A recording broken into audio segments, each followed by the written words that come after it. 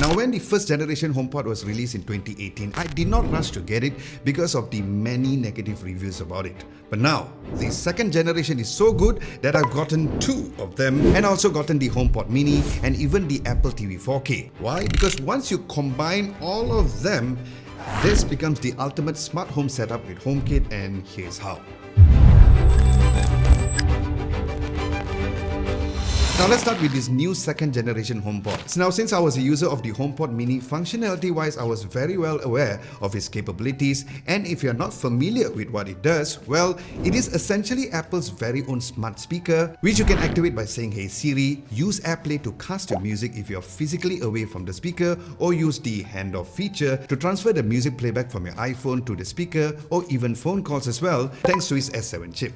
So yeah, while I was already familiar and used to all of these features already, what made me go with this bigger variant, of course, is the sound quality, because when it comes to the sound projection, I was indeed blown away by its audio performance. While many talk about how the bass was one of the best and probably the deciding factor in going with this HomePod over the Sonos Era 100 that I've reviewed, thanks to the HomePod's high accursion woofer with a very satisfying thump of the bass. But however, one very interesting fact is that how the higher frequency also projected very well too. So that made me curious on how was this possible, and then I found out why. Because something that a lot of typical bookshelf type speakers do is place the tweeters at the top of the speakers, but this HomePod places it at the bottom instead. So these 5 beam-forming tweeters are really optimized for the overall treble sounds, such as the plucking of guitar strings and similar instruments with a higher frequency range. Now, what's also extremely lovely was the room sensing capabilities, where no matter where you place the HomePod, whether it's right at the middle of the room or near the wall, it senses the environment within seconds to produce and project the best sound quality accordingly. So in terms of sound quality, it is surely very much improved compared to the previous generation, but Adam, why get two? So much money, eh? Well, that is a simple answer, and that is because of the stereo pairing capabilities. And here's where the listening experience on the HomePod blew me away even further, as the stereo separation was amazing, and if you love watching Dolby Atmos content on your TV, these speakers are able to fill your room very well, even here in our living room studio, and I'll discuss my TV experience with the Apple TV later on in this video. Then the acoustic transparent material surrounding the speaker also made the speaker look very unique, to a point that Sony decided to follow the similar look with their LFS 50G, which I personally did not like how that sound, and speaking of looks, it comes in 2 colors, which is midnight and also in white. Next, let me tell you why I got the HomePod Mini. Well, this is not only because I already loved it to a point where I got 2 at home, but I wanted to really experience the multi-room audio here in the new studio by placing the HomePod Mini in the second level up here in this room too. In terms of functionality, you'd get exactly what I've mentioned in the HomePod. However, the room sensing tech is not available in the HomePod Mini, but one huge thing worth mentioning is the extremely quick response time, both on the HomePod and this HomePod Mini, thanks to its far-field microphones. So whether or not it's asking Siri something or even performing smart home commands like turning off the lights, it was notably faster than the Google Home and the Amazon Echo. Now, I almost mentioned Samsung because remember the Galaxy Home? I really wonder if that will really come out.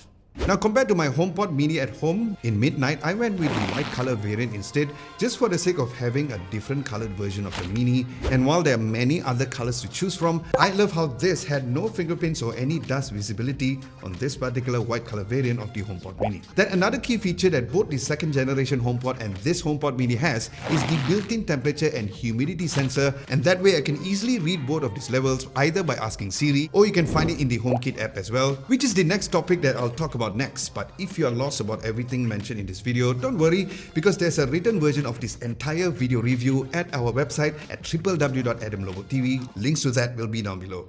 So HomeKit, if you did not know, is Apple's smart home ecosystem, similar to what you expect on Amazon's Alexa and Google Home, where this is compatible with all of Apple's software ecosystem. However, with the introduction of Matter, it has even widened the device compatibility of HomeKit to join other amazing brands like Yeelight Pro, Eufy, Akara, and more.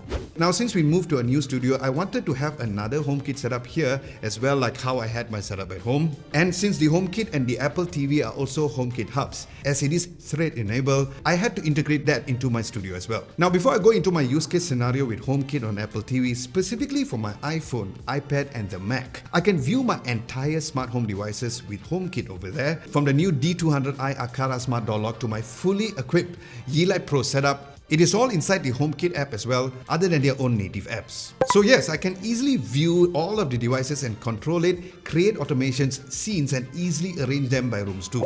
And speaking of this Yeelight Pro setup, I'll do an in-depth tour of the entire studio on which exact Yeelight Pro lights that I'm using. So stay tuned and subscribe to the channel if you guys haven't done so. And while you are there, giving a thumbs up would be very much appreciated to create awareness of this video in the YouTube algorithm, and thank you very much in advance. Then finally, let's talk about the Apple TV. So the main reason I got another Apple TV in the studio is because of its HomeKit capabilities on the Apple TV OS. You can view your camera's feed over there and even get notification when the studio door is open or closed. That comes in very handy, especially while the boys are chilling between their work. Knowing that I'm in the studio, they can pretend to go back to work. Ooh. Say ooh. Just kidding. I love you guys. Meanwhile,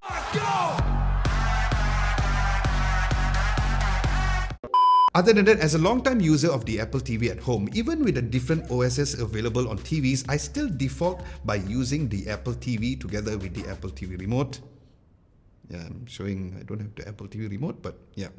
Which you can use the Apple TV remote to turn on and turn off your TV too. Now the interface and the apps available are also very optimized, whether or not it's for regular streaming apps like Disney Plus Hotstar or even gaming apps via Apple Arcade. And speaking of Disney Plus Hotstar, here's where I will track back to let you know on how all of the Dolby Atmos content over here was truly amazing with a pair of the HomePods too. Then finally, if you haven't tried Apple Music Sing, oh my god, it is totally addictive, where it lets you karaoke to your heart's content on Apple Music. I will do anything in need of me, just to make love to you.